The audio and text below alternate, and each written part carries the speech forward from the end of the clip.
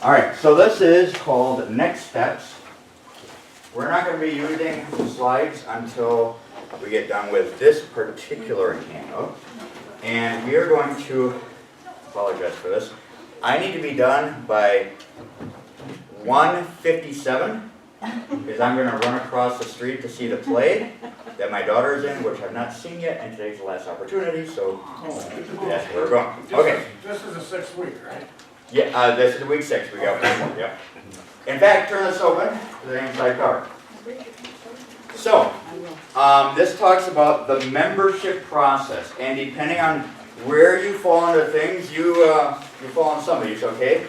So the last 5 weeks, we've had this Bible information course. We did 2 lessons a time, okay? We call that the starting point. That is, I guess you could say that is what we believe, is what we've looked at. Today we start the Next Steps class. It's 3 lessons. We do it over 2 Sundays, okay? And that is, first we're going to look at today, I guess, who Trinity is, specific as a congregation, so it's more of like an orientation. And then the second part we're going to look at and help you understand and discover more about who God has made you. And we're going to get into what we call a shaped class, and it's actually one of the coolest things. We're going to just hopefully start that today and then obviously finish it next week. As far as membership then, after that, there's a request that goes to the Coordinating Council, which is the official governing body here. There's a church right. What that means is actually, during a church service, come before the congregation, I'll get to that in a second, and saying, yeah, I want to be a member, this is what I believe, and allows the congregation to say, welcome home to Trinity. It's a really cool thing. And then if you have students at Illinois Lutheran, there's a letter sent there so they know. All right, so basically the bottom of the page here is going to guide us as we go through this handout here. This is what we call our mission statement. It says Trinity Evangelical Lutheran Church, a family of believers, you've probably heard that phrase a few times around here, shares the gospel of Jesus Christ to nurture God's people and to reach out to bring others to Christ, all to glorify God. The rest of this handout really follows that mission statement, and you'll see that as we go through. The very bottom is what we call the 3 R's, or the philosophy of ministry. The idea is this is what we strive to do. We strive to be reverent, pointing people to Jesus, relevant, meeting people where they're at, and relational, building people, help people build those Christian relationships. Turn the page. So this is called the reception of new members. In an email later this week, you'll actually see a link. I think it'll be to the last time we did this, a few months ago. And you can see how this flows. Basically, after the offering, I'll have all of you come forward if this is what you desire. And I'll go through this. You'll notice it's a repeat after me. So do you believe in Jesus Christ as your Lord and Savior? And I say, if so, say I do. And as a group, you'd say that. It's just a very simple confession of faith. And then, here's the cool part, near the bottom, I talk to the members of Trinity. And they have a chance to welcome you, and then at the bottom to pray for you. So this is a really neat way to talk about, this is, well, we're a family, we're in this together. Let me say this. Up until this point, if you've been taking the starting point class, there's been absolutely no obligation, okay? This has been just, this is what we believe. After, well, I guess as of right now, if membership is something that you do desire, we ask for that commitment today before you leave, okay? So that, yes, this is, yeah, I want to join, and awesome, and if you say, nah, not right now, or no, that's fine too. But this is where we ask for that commitment part. Okay, if you really think about, as we look at it, what membership in a church is, it's a commitment both ways though. It's really commitment on your part, saying, yeah, this is what I believe, I'm joining here, I'm going to commit to being a part of this congregation, supporting it with my offerings, with my time, with the gifts I have. And it's the rest of the congregation, the rest of the family believers saying, we're committed to you. As a family, we're here to help you to grow, to support you, pray for you any way we can. So it's really a commitment together. I had a thought and I just lost it. That happens to me. Mine's going too fast. It'll come to me, I think. Yeah. So, wasn't the same thought, but it is the next thought. So, before you leave, if you desire to pursue membership, I need one of these forms. Well, you're not going to know all this, but I do need a form, this filled out, one per family member. So if you have kids that aren't members, I need that. So I'm going to hand it out. Bring it back next week, or we? Bring it back next week is fine. But you do have to let me know yes or no before you leave. All right. I guess more importantly, before I leave.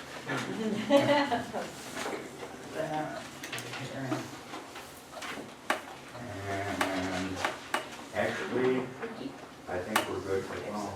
Because I got the letter from. What if we just had no? Oh, damn, you're in trouble. Actually, he's in trouble. I'm just totally kidding. I'm just kidding. All right. Then, you are going to get, sorry, we killed a lot of trees for you today. You're going to get a whole lot of handouts, okay? First thing, you have, I think, at least most of you, have a picture directory in your binder. If you did, you lucked out. If you don't, we just literally ran out of them. So, you don't get a printed picture directory. However, next week, I'm hoping to show you there's an online version that you can log in and see pictures and stuff. The other version of this, and this is way more updated because this was just printed yesterday. This is not with pictures, but this has people's names and addresses, phone numbers, all that kind of stuff. Okay? And, like I said, you guys get it. There you go. The nice thing about this thing I just handed out is the very inside cover has, you know, if you need to call the church office, if you need to call the school office, if you need to talk to so-and-so because they're in charge of this or that, it has the key phone numbers there in the very beginning. Okay? So, that's that. Then, and we were just talking about this beforehand, right? How old Trinity is as a congregation? Did somebody catch that conversation? 170 years. 170 years, exactly. 1849, this church was founded. Okay, I want you to do the math. That's before the American Civil War. That's wild, okay? A while ago, at our 150th anniversary, this booklet was put together. So, if you are a history person, if you love that, or you can't sleep at night, here you go. There is some pretty cool stuff in here. Again, if you're a history person, it lists.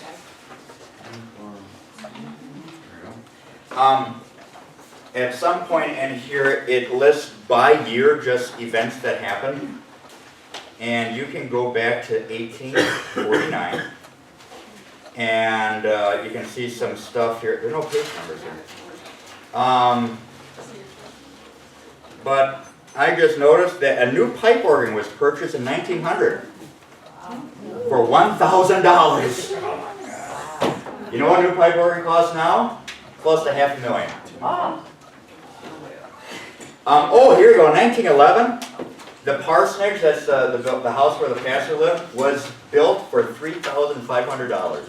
How do you like to build a brand new house for $3,000? You know, so there's some really kind of cool stuff here. A bit of a trivia is Trinity at one time, and I couldn't tell you what year it was. I'd have to go through this. We actually operated 3 different schools at the exact same time. 3 one-room schools. This was back before cars, horse and buggies, so they didn't have, they're going to get everyone to school, so they actually had 3 locations, because that was easier to get to, and then Sunday morning they all came together for worship. What do they do with the house that's right here? There's a lot of storage is what it is right now. There's some ministries that meet in there. We call it the Trinity House. Okay. So the location of the church has actually moved around. It used to be out in the country. If any of you know Burrville, it used to be in the upstairs of one of the houses along Burrville. And so because of different locations, we actually have 3 different cemeteries. And one cemetery is there off Burrville, and it is off Burrville. You can't see it on the road. It's back behind someone's yard. But there's Civil War era people. I think some soldiers buried there. And just some really fascinating stuff. So if you like history, here you go. Okay? That's where we obviously have been. Next is where we are. And like I said, if you like reading, here you go. If you can't sleep at night, oh, you are really unlucky. This is what we call our annual report. This is what happened at Trinity last year. I don't know if you can pull up one copy or not, but oh, actually I need one. Okay, there's. Yes.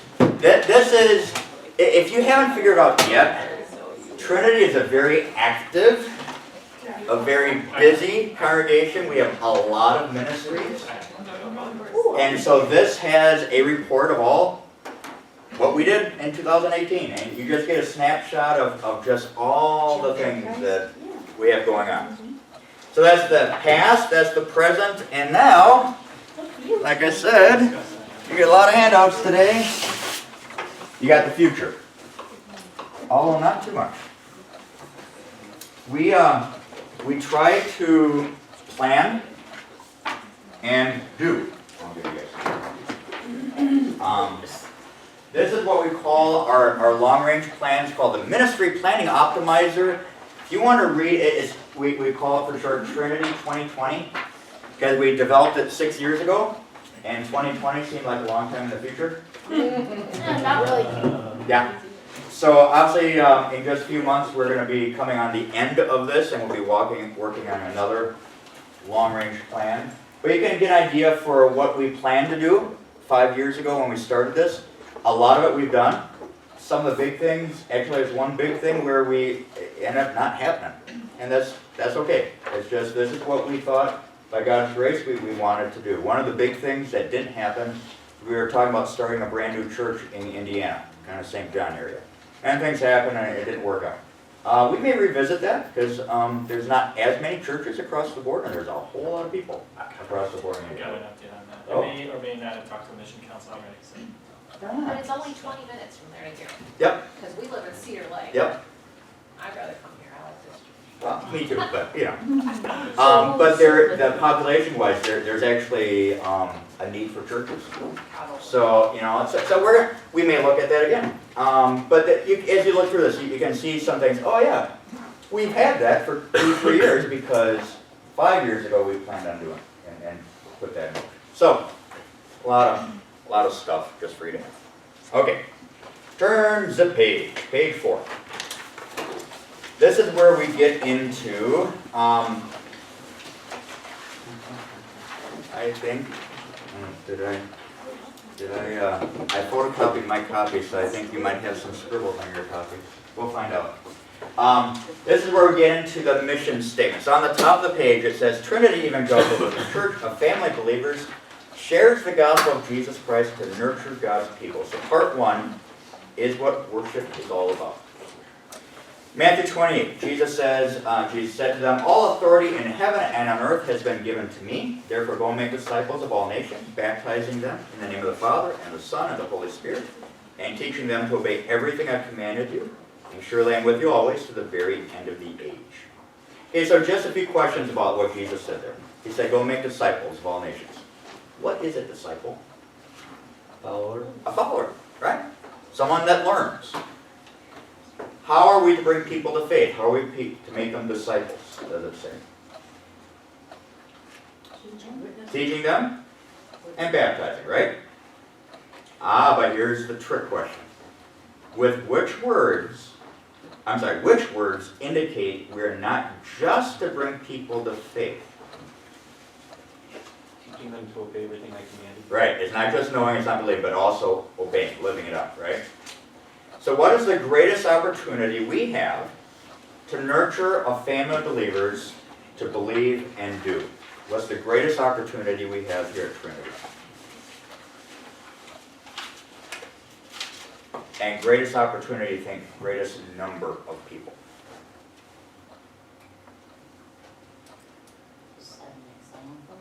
Correct, but how, what is the greatest amount, greatest opportunity of the number of people together at one time? Church service. Service. Sunday morning worship. 300, 400, 500 people maybe at one time, one morning? That's a lot of people.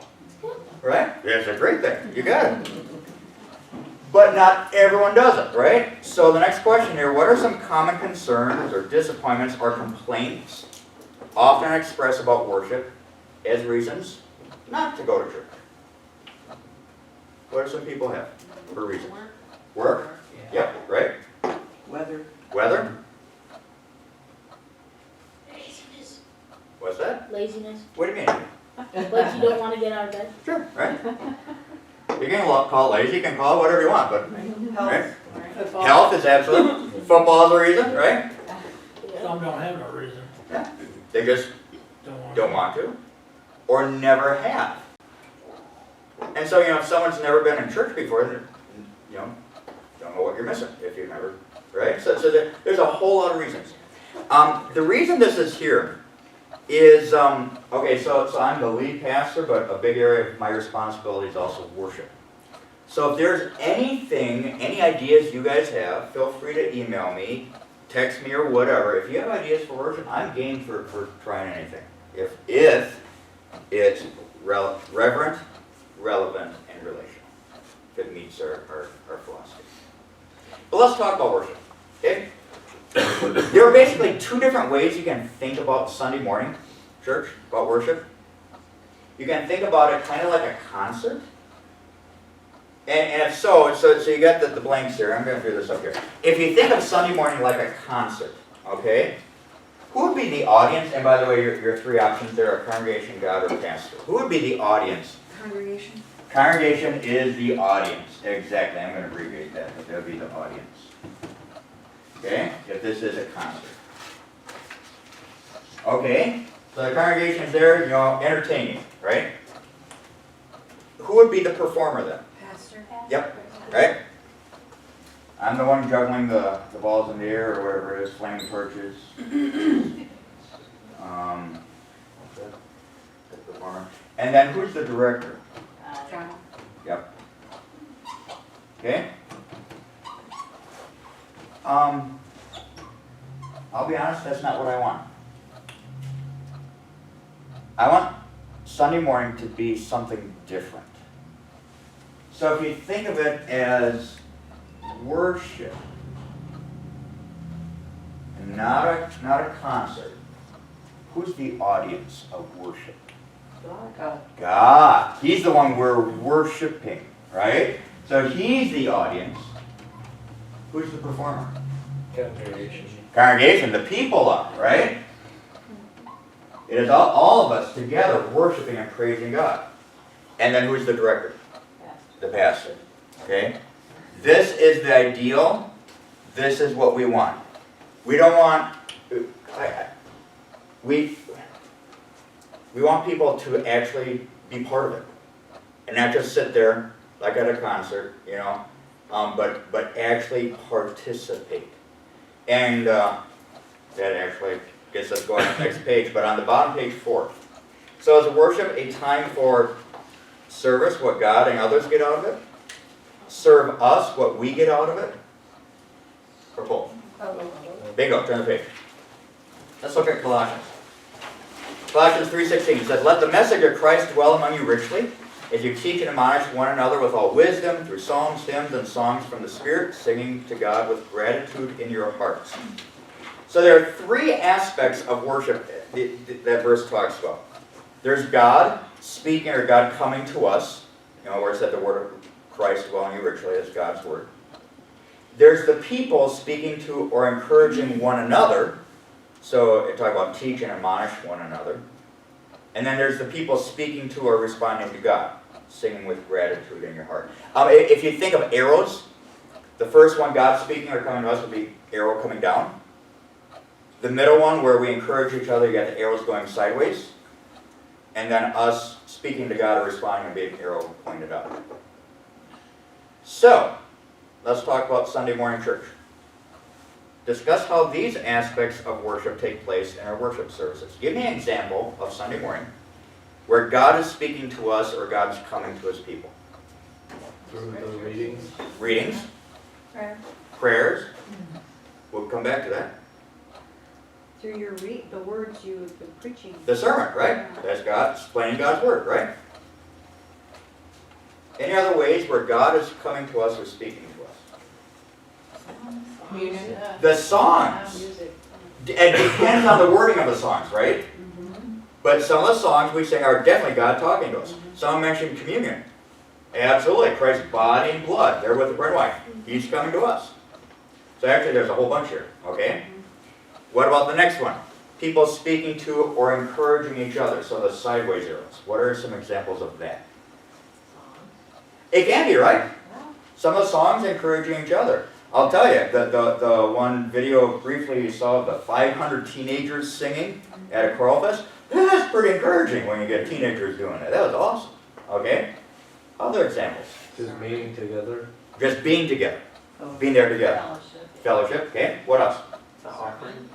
Sermon, offering, being there, doing this together.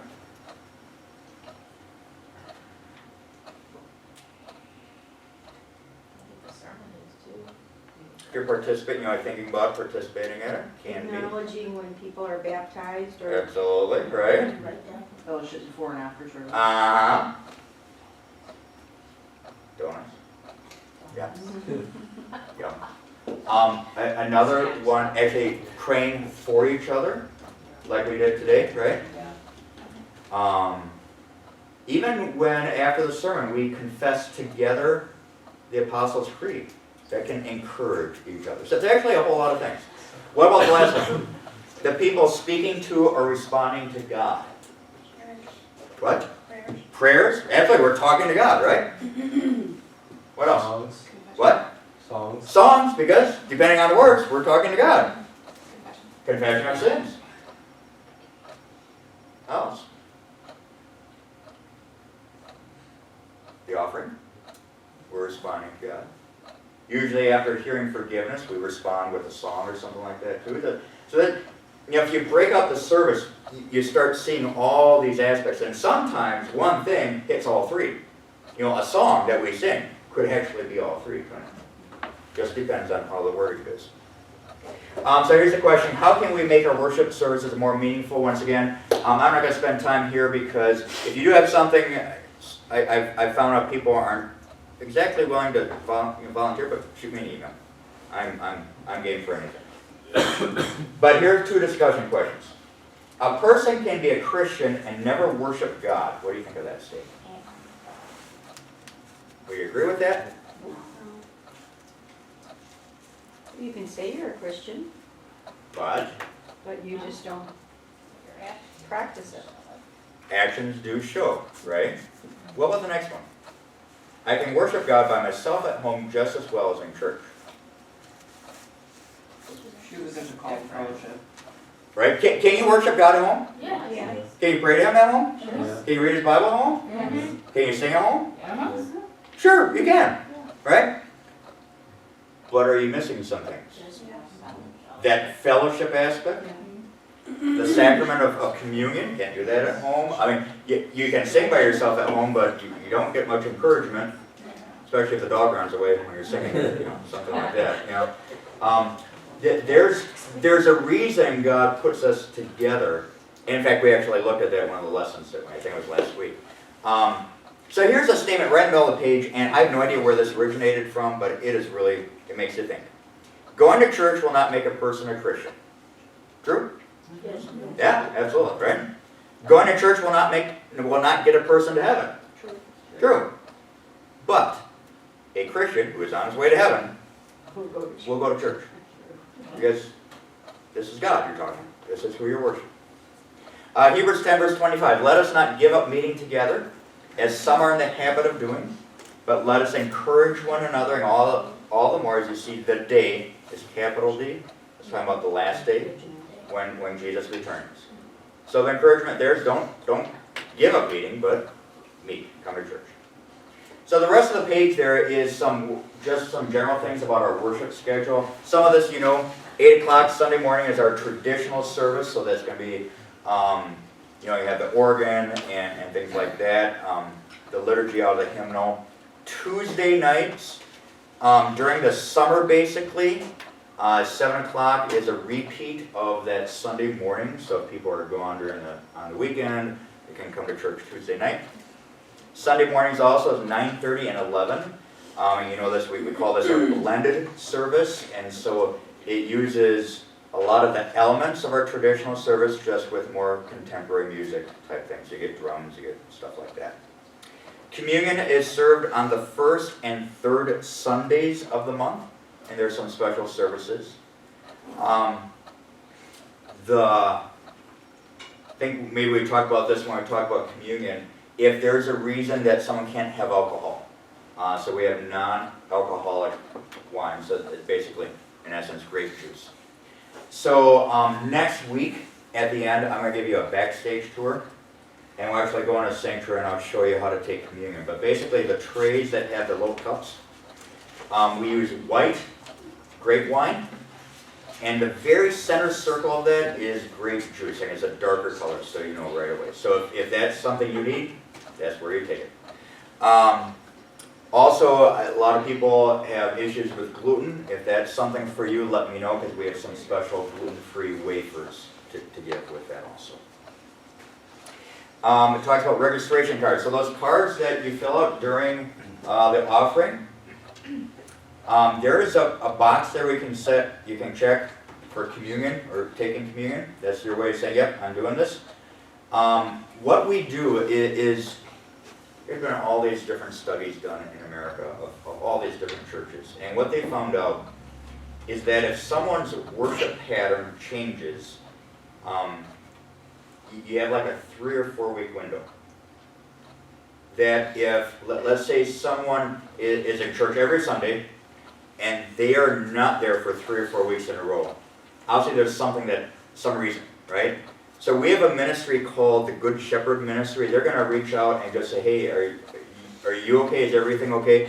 One time, we didn't know, and one of our members was in church for 3 weeks. I was in hospital for 3 weeks, and we never knew it.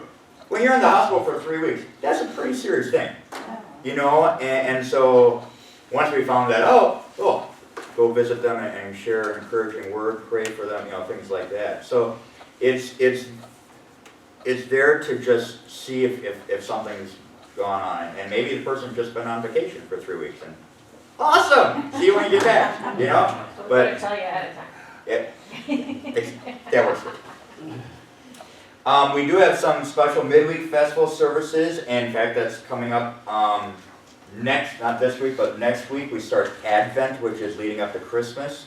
So we have Wednesday services at 3:30 and 7 o'clock, and it was announced today there's usually a meal between. A great time for that meal. 3:30 is kind of a weird time, but school gets out right before it, so if kids are in school, a lot of the kids and maybe moms, dads, whoever, grandparents can go to worship, then stay for supper, or you work, you come for supper, and then you stay for church or something like that. But a great way for you to get to know some other people and for that fellowship aspect. Any questions there? Yes. Worship, turn page. Page 6. Part 2. What discipleship is all about. Here's some interesting. Fact or fiction? Attending church is enough for spiritual growth. Is that fact or fiction? Fiction. Obviously, it's good for spiritual growth. Right? No. Number 2. Spiritual growth comes automatically with age. Fiction. In fact, didn't Jesus sometimes have little kids stand in front of the disciple and say, hey, unless you have a faith like this kid, you're not going to heaven? So age, physical age, not a determining factor. Next one. Spiritual maturity is measured by how much a person knows. Fiction. You can have some really smart people that know a whole lot, but actually are not spiritually mature. Right? All right, so let's look at Luke 10. As his disciples were on their way, he came to a village where a woman named Martha opened her home to him. She had a sister called Mary, who sat at the Lord's feet listening to what he said. But Martha was distracted by all the preparations that had to be made. She came to him and asked, Lord, don't you care that my sister has left me to do the work by myself? Tell her to help me. Martha, Martha, the Lord answered, you are worried and upset about many things, but few things are needed. In fact, indeed only one. Mary has chosen what is better, and it will not be taken from her. Okay, I'm getting ahead of myself because we haven't actually talked about spiritual gifts. Martha's the one in the kitchen. I'll just tell you, as far as a spiritual gift, her gift was hospitality. She liked having people at her house, right? Making a big meal and everything. Let's talk about you though. What do you do when you have company coming over? Clean. Takes me a good week or two, as I got toys there, and I have to take the first layer of toys off the ground. We gotta jump, we can have more people over. Then the next layer is all the graham crackers and goldfish that have been ground under the carpet. And then you actually get to clean. So it takes a while. But yeah, you gotta clean, and you gotta get things ready. If you're having food, you gotta get it ready, all that stuff. So let's say this story were actually happening in your house, okay? So if this were your house, where would Jesus be? In the living room, okay? Sitting on a couch or sofa, here. No, probably in the Sitting in the kitchen. fireplace, okay? Where would Martha be? Kitchen! She's getting all the food ready, right? Where would Mary be? Wherever Jesus is, right? Okay? How do you think Martha's feeling? Martha's the one in the kitchen. I'm stuck with all the work. You think frustrated? Upset? Yep, right? What do you think she expects Jesus to say? She goes to Jesus, say, Jesus, tell Mary to help me. What do you think she expects Jesus to do? Ask Mary to go help. Yeah, Mary? Go help. But he doesn't. He says Mary made the better choice. Why did Mary make the better choice? Because she was learning about God's word from God. From God, I mean, literally from his own mouth, right? Pretty cool. Now, we don't know what happened actually next, okay? But if the Holy Spirit had continued this story, what do you think Jesus would have said next? Forget all that, come sit with me. Yeah, Martha, don't worry about the meal. Come sit here. Exactly. Exactly. Okay, here's the next question. When and where did learning of God's Word take place in this story? David? In where Mary was with Jesus? Because that's where Jesus was. So wherever Jesus is.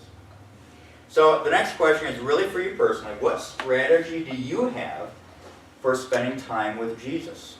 We're bringing this class to a close. What's going to be your strategy? If Sunday morning is not the only way, in fact, it shouldn't be the only way, what is your plan?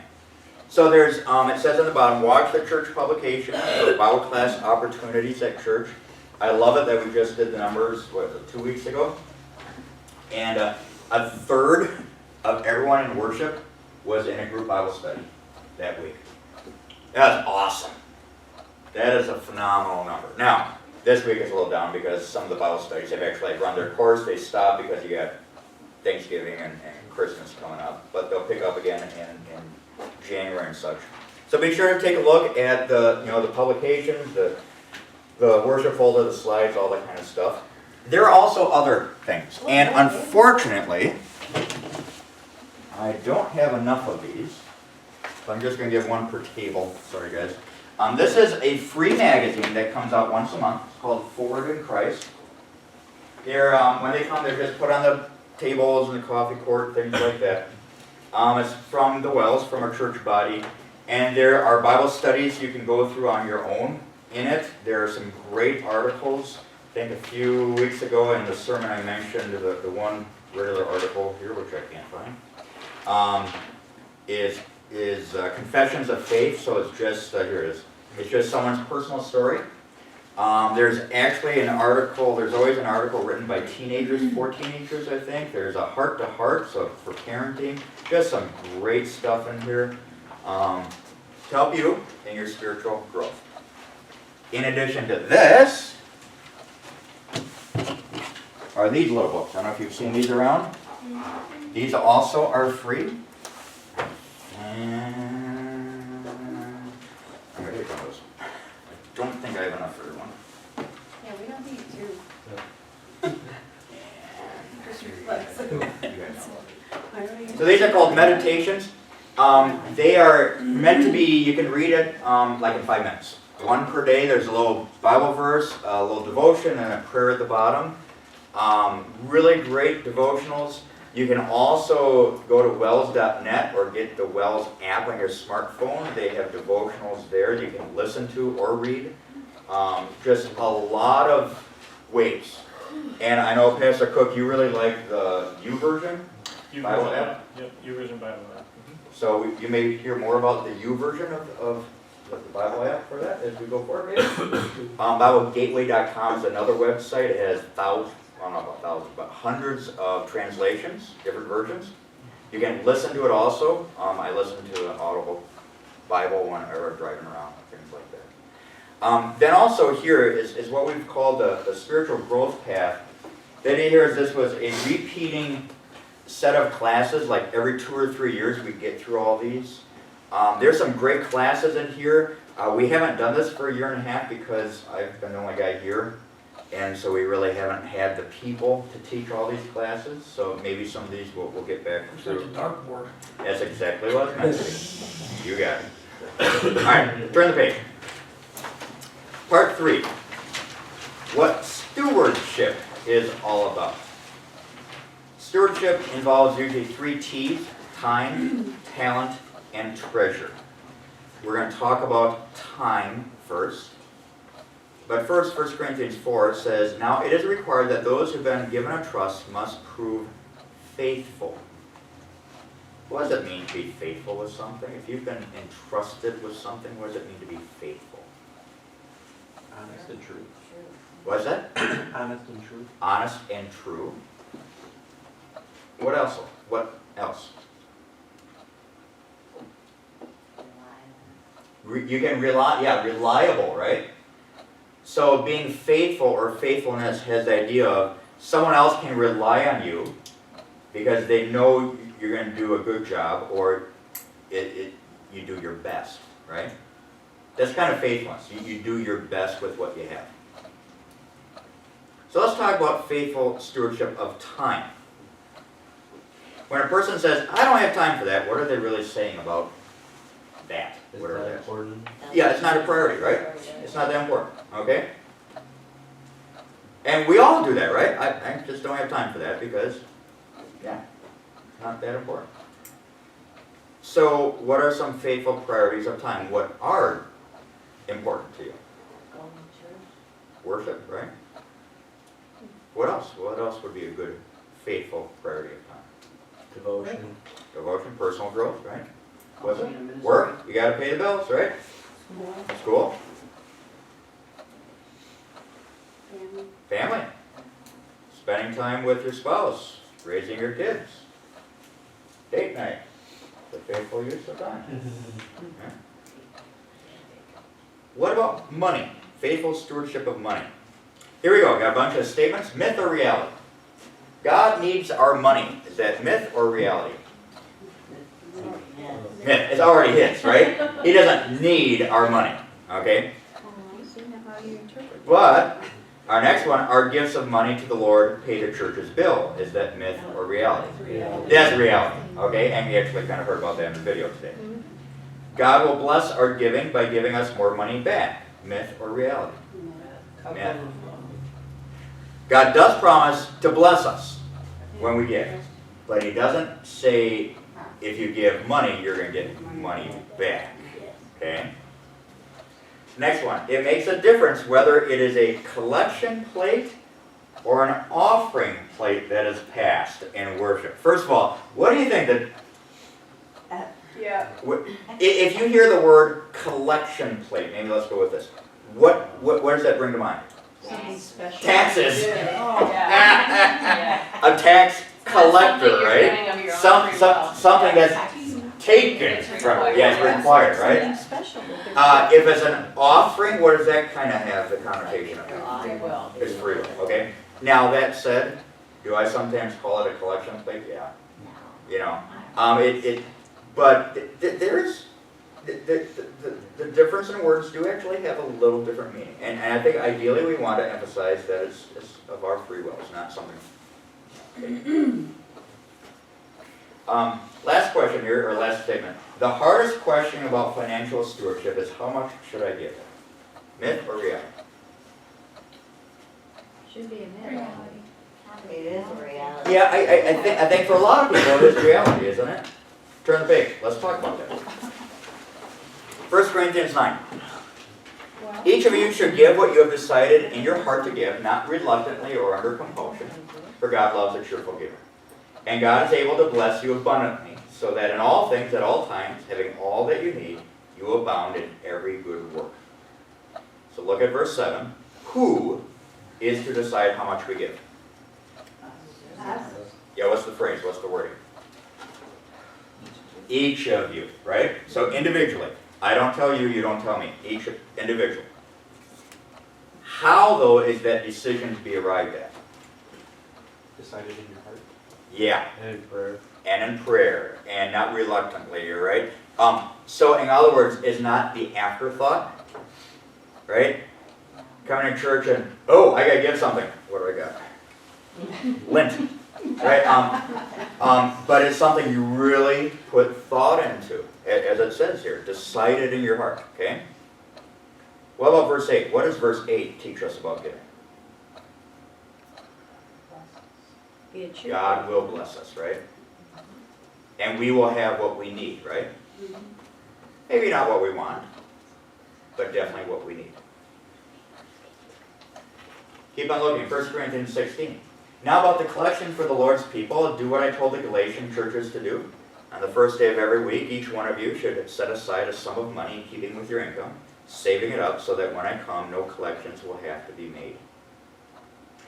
So, what do we learn about Christian giving from these phrases? On the first day of every week. What's that tell us? Monday. Okay, but what's the idea behind it? Ada? You should set a amount of money for Sunday. Okay. But why the first? It's a priority. Priority. Spend it, yeah. That's the thing, okay? So if you do a budget, it's the first thing, right? So that you don't come to the end of the week and, oh, it's the leftovers given to God. But it's a priority, exactly, okay? Now, and I don't know how you guys are, you know, I get paid twice a month, so I only give twice a month. But it's when I get paid, and that's the first thing I do. So that's priority idea. What about the phrase on the first day of every week? What's that idea? Consistency. Yeah, consistency, regular, exactly. We don't have many, but we do have very few farmers that are members at Trinity. It's just the way, you know, culture's changed. In the past, he's recently retired, but in the past he gave once a year when the crops came in. You know, it was a regular thing. It was every year, but it's when he received. You know? Each one of you, what's that phrase mean? Individual. Okay. What age? Any age. Any age. So I'm going to tell you, I love this story. My very first year teaching a catechism class for 7th, 8th graders was my intern year. It's called a vicar year. And I was out in Sioux Falls, South Dakota. I loved the church. It was smaller than Trinity, but it was a good sized church. And you guys ever heard of Schwann's ice cream? Yeah. The Schwann's truck? Okay. Mr. Schwann's had been a member of that church. He had died just a few years before, but his children and then his grandchildren were members of that church. So you're talking millionaires, in the truest sense, okay? So one of the Schwann's granddaughters I had in this class, she was an 8th grader. Her parents are millionaires. For a weekly allowance, they could have given her $1,000 and it wouldn't have been anything, right? They didn't. They gave her $10 a week. And as an 8th grader, getting $10 a week. She took those $10 and she had her own checking account. She put it in that bank account, and every week she wrote out a check to church for $1. Now, in the big scheme of things, $1 a week, $52 for the whole year, does that make any difference? In the big scheme of things, no. But for her, I mean, her parents were teaching her how to manage money, how to keep track of it, how to spend it proportionately. I'll guarantee you, okay? I haven't talked to her for years, but I'll guarantee you, now that she's an adult, she's married, has kids of her own, she's not giving $1 a week anymore. Right? Right. She's giving from what she actually has. And I think that's everyone, you know. Doesn't matter age, it's everyone. Then the next phrase, and actually we've kind of been talking about this, in keeping with your income, what does that mean? Yeah, right? God doesn't expect you to give $50,000 a year if you make 20, right? Flip also, he doesn't expect you to give $20,000 if you are a millionaire, because you give in proportion to what you actually have. Yeah. Last thing on the page talks about the offering envelope system. So when you join Trinity, you'll actually get these envelopes mailed to you directly. And each envelope, basically what this allows you to do, if you want to use it, it allows you to say, I want my gift to go to this, or this, or this, okay? If you can kind of see the front there, the generic envelope for any Sunday gives you 3 choices. You can do current expenses, you can do missions, which is that, mission work around the world, or building maintenance to help take care of the building. If you don't put out a dollar amount, it just automatically goes to the current expenses. And then all the other envelopes give you other choices you can do for Illinois Lutheran schools or a whole bunch of stuff. All of the same options are actually on Trinity's website too. So you saw the video today, you can give online. And if you want to put something into the plate, even though you gave online, there's a box there, gave electronically. You can check that and just put the offering envelope in the plate if you want to put something there. But many Current opportunities. expenses just means that you could divvy it into any pot that needs. Where's needed. Okay. The general fund is called, so it's really the operating budget for Trinity. So it goes to electricity, payroll, all of that stuff. Turn page. Part 4. What outreach is all about. And look at yours, because You got the answers on the next page. Don't look at the next page. Okay. Look at the next page you just said. All right, so what is outreach all about? Acts 1. Then they gathered around him and asked, Lord, are you at this time going to restore the kingdom to Israel? He said to them, it's not for you to know the times or dates the Father has set by his own authority, but you will receive power when the Holy Spirit comes on you, and you will be my witnesses in Jerusalem, and in all of Judea and Samaria, and to the ends of the earth. After he said this, he was taken up before their very eyes, and a cloud hid him from their sight. They were looking intently up into the sky as he was going, when suddenly 2 men dressed in white stood beside them. Men of Galilee, they said, why do you stand here looking into the sky? This same Jesus who has been taken from you into heaven will come back in the same way you've seen him go into heaven. Okay, so some questions here. If Jesus had asked those witnessing his ascension, he's going on, who wants to go with me? Who do you think would have raised their hands? everybody. Yeah. Who wouldn't want to go to heaven, right? Yeah. And I can easily see Peter, and Peter always spoke before he thought. He said, get me out of here. Take me. But here's an important question. Why would we all end up in hell if Jesus had actually taken all those believers with him? Because there would be no one to spread the word. We wouldn't know about Jesus, right? Everyone who knew about Jesus would be gone. So a real quick question, where are we going to be in eternity? In heaven. Why? Jesus. So if that's our home, why is Jesus leaving us in this sin-filled world? That's the bottom line. He told the disciples then, and really us, he said, you're my witnesses. What is a witness? What's that? observer, and if you think of a witness in a court of law, not just someone who observes something, Someone who testify, who talks about it, right? Okay? So what makes us, you and me, a perfect witness? We know the truth. We know it, right? We've looked at it. So we can say what we know. And if you don't know something, my favorite phrase is, I don't know. It's okay to say you don't know, right? Just say what you know. So let's talk about what you know. What brings a person to faith? Any words I use about Jesus, the right words I use about Jesus, my prayer for others, or the Holy Spirit? Holy Spirit. Using the words I use about Jesus. But it's really the Holy Spirit using us. Jesus said we're to be witnesses in Jerusalem, Judea, Samaria, to the ends of the earth. For the disciples, Jerusalem was the city right where they were. So what would be your Jerusalem? Chicago. Chicago. You could even make it smaller than that. Your house. Yeah? I mean, good, or your neighborhood. I mean, it's really right there. Judea was the surrounding area. So I don't know, what would be our Judea? Chicagoland, maybe, you know, Chicagoland is huge. I mean, really, if you think about it. Samaria was the region to the north that was kind of the enemy territory. They didn't like the Samaritans. So what would be our Samaria? Wisconsin. I was waiting for that, Ryan. Go Bears! They call it the cheddar curtain when we cross that border. Yeah, I guess, right? Maybe in a more real way, it might be some neighborhoods that you just don't want to be in. Maybe that's a better way to put it. What about the ends of the earth? Well, that's an easy one, right? Okay, don't turn the page.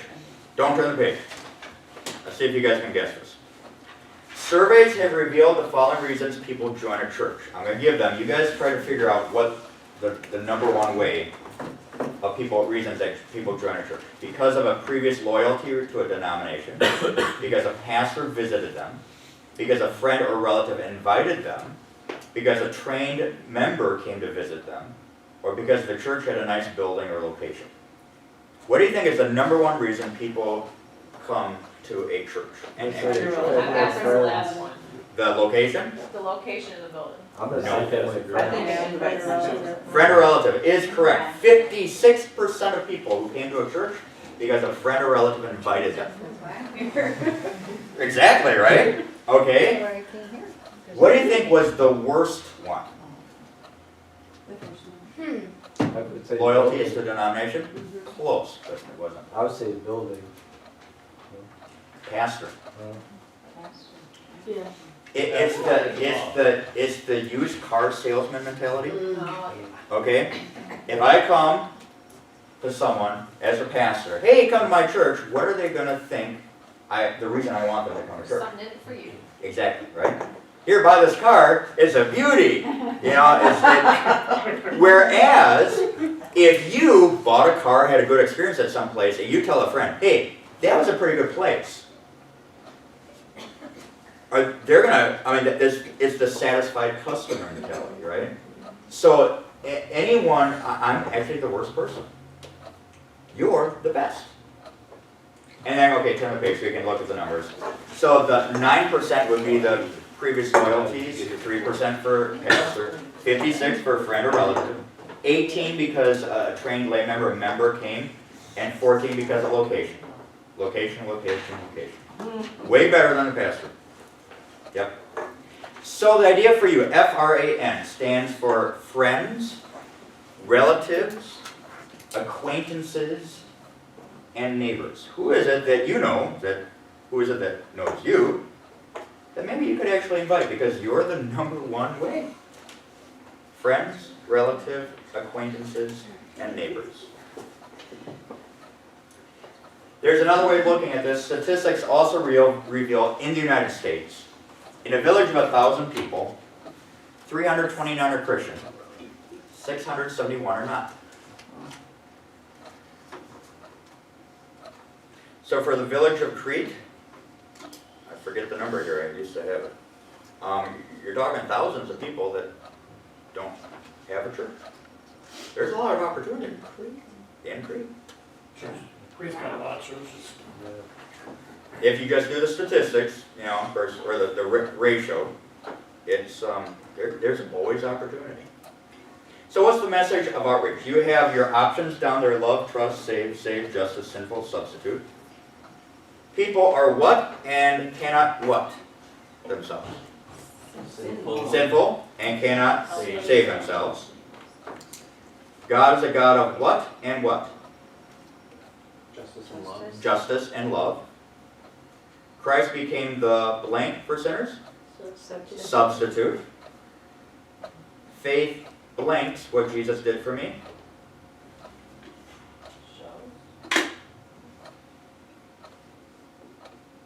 What haven't we used yet? No. Trust. Faith trusts what Jesus did for me. And works cannot blank save us, or simply demonstrate our thankfulness. Yep. Okay. So we got through this. Awesome. We have 10 minutes, so I'm going to start the next thing, just because. Okay? So the next thing, and I'll just start it. You actually need two different things, called the profile and handbook. And they look very similar, but they should both be in your thing. Okay, the profile and the handbook. And I'm hoping my remote works. And my computer goes. Oh, come on. Restart. Now this is going to get a little confusing, and next week, Melissa Sanders, you actually saw her a little bit before here, she's going to be teaching this with me. She is what we call our coordinator of personal member ministry. And let me get my computer up and running, hopefully. Hopefully.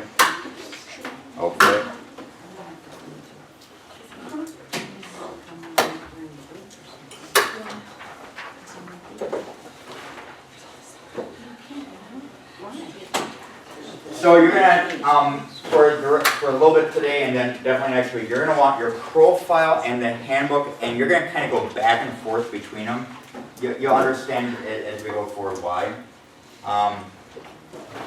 But this is the fun part, okay? You're gonna learn some things about yourself you never knew. You're gonna see some really, really cool stuff. I love this. And yes, okay. But before we get into this, let's just go around because we haven't really done a mixer question here. Okay? So just go around the room, your name, and when you were growing up, you remember you wanted to be what? Okay? So I'll begin. Frank Italiano. I remember when I was young, I wanted to be like my dad. I wanted to be a music director or orchestra conductor. Because that's what my dad was, so that's what I wanted to be. Life changes and things happen, but I still love music. So. Alright, so we're gonna over here, as a cook. Kendall. Hey, there we go, sorry. It's been a long day. I'm Kendall. I remember when I was growing up that I wanted to be a NASCAR driver. True story. So. Nice. Or a country singer. See both. I like you already. They go together. Megan Kester, I remember I wanted to be a brain surgeon. Oh, very cool. Alright. Peggy Novak, and then, A nun! I don't think I've had that one response yet. That's cool. Dale Basil, astronaut. Astronaut. There you go. Yep. Channel oceanographer. Oceanographer. Like diving and everything. Cool. Didn't happen. Yeah. I don't even know, I just kind of wandered through. Fireman, policeman, any of those? No? Football player. Maybe. Yeah, there you go. I wanted to be a cowgirl, all I wanted was a horse. There you go. I think when I was really young, I wanted to be an archaeologist. I wanted to go to Egypt and do that for mummies. Indiana Jones? Alright. And I'm gonna ask you because you're still growing up. oh yeah, that's true. Joshua? I wanted to be a chef. Chef. You watch Chop or any of those shows? Sometimes, yeah. Alright. I have to go with tree hugging hippie. Oh. There you What it go. was. All right. Teacher. Teacher. What grades? At that time, Mm-hmm. young ones, Little ones. yeah, Yeah. but now it's different. Right? I wanted to be a baseball player. Ah, for the Cubs? Yeah. Win the World Series. Uh-huh. They beat you with two, Yeah. so. I wanted to be a marine biologist. Ah, cool. All right, and we got Laura. What did you want to do? So marine biologist was actually one that I went to. I also wanted to be a police officer with a yellow car. With a yellow card. Yellow, it had to be yellow. Yellow card. I don't know. There you go. All right, so why are we here? You need your handbook to page 2. So make sure it says handbook and open to page 2. Okay? So why am I here? And that's not why are you in this room. That's why am I here. Okay? Ephesians 2. It should be printed in your handbook. It's also up on the screen. And by the way, this is designed for fill in the blank as we go through this. Fill in the blank as you desire. Is this the handbook? No, it should say, your profile should look almost identical to this. Right there. That's it, handbook. Thank you. So page 2 in the handbook, Ephesians chapter 2 says, "For it is by grace you've been saved through faith, this not from yourselves.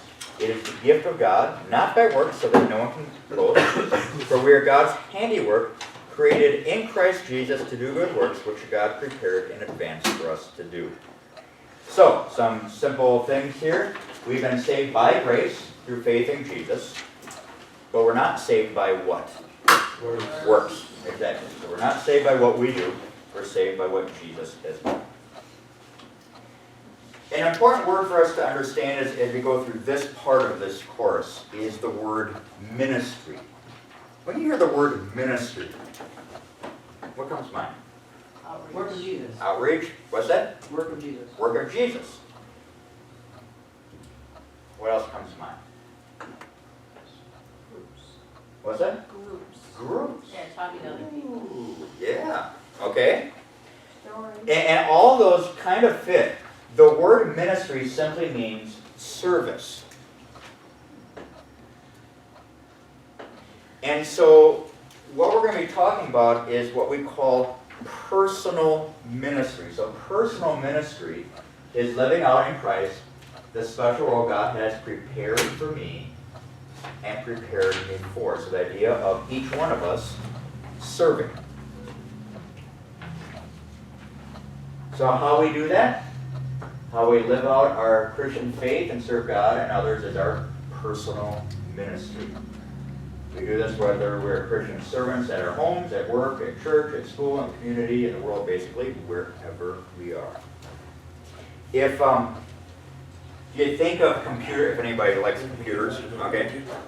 If you think of computer terms, you have an operating system on a computer, you know, Windows, or if you're a Mac, then what is it, iOS, is that the operating system? That's what makes it work, okay? So that's what personal ministry is. It's how the church works.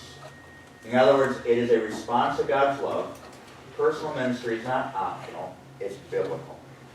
It's the idea of everyone in God's church doing what God has made them, designed them to do.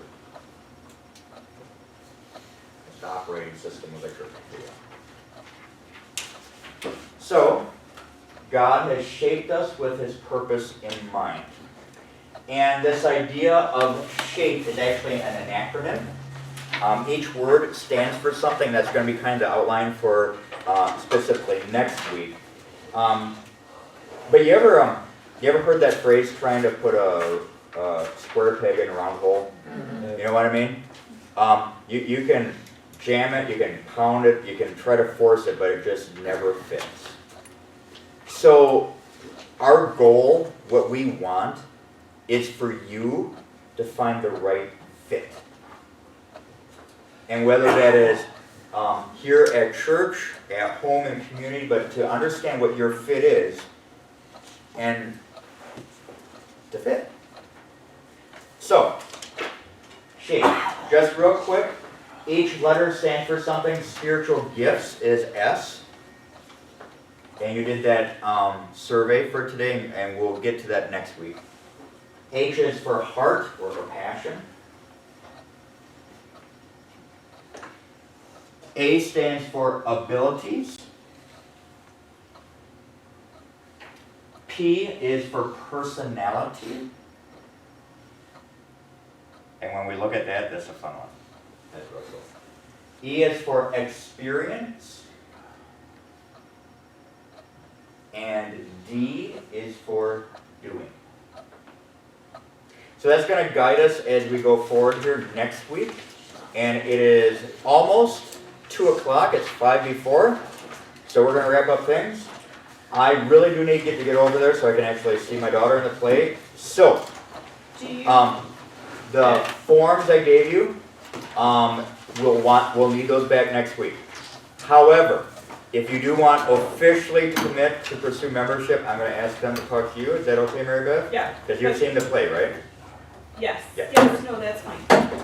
Don't they need to turn that in today though, I thought? No, because there's some things here you may not know, right? Okay, If you know, if you have, well, you know I back in haven't the been day. candidates and stuff. If you remember, great. If you can find it, great. If not, yeah. 1971. Yeah. However, I will definitely say as much accurate information as you can. Full name, birth dates. You remember how old Trinity is? What did I say? 107 years ago.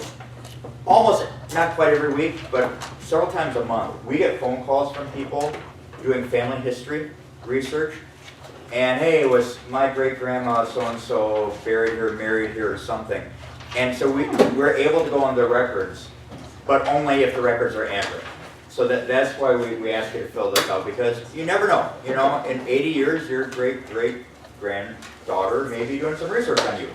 And it'd be nice to have, well, I won't be around, but whoever the pastor is or church staff to look that up. So, and we know if you who's can. gonna be here next week and who's not? Yeah, who will not be here next week? I know you won't be, okay, and so we will have to get some kind of time to hopefully get all three of you together and finish it up. Because it's not one where we can do a video, we actually have to do it in person, okay? So I'm gonna let Mary Beth figure that out. That's So it's Tiffany, Sherry, Megan, and, Oh, that's right. okay. Okay, so if you do want to commit to membership, let Mary Beth know. I will see the rest of you next week. We'll be here. Have a great Thanksgiving if I don't see you before then. I'm gonna run.